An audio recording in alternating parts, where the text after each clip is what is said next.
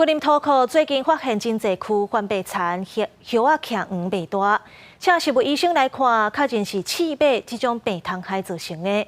因为今年春天较无好，这刺马才会拖甲遮尔凶。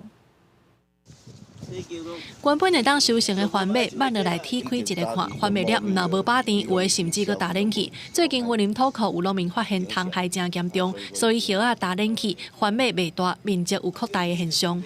都进前几年的时阵，毋捌拄着即款现象啦。啊，今年啊，看的大多数拢有啦。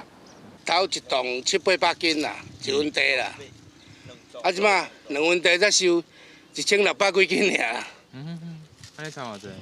差2/3啊。有农民表示，番麦种植成本较悬，今年拄着即款的虫害，用药啊防治效果有限，才会通报土库镇的公所甲食物医生做伙去到园林勘查，确认是刺马的虫害伫园林咧传播病毒，呼吁农民伫危害初期爱正确用药。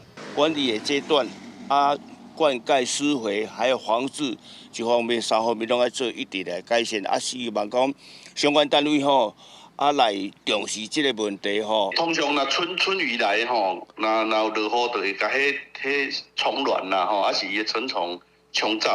因为今年气候较干燥，较无雨水致使这个繁殖大量繁殖。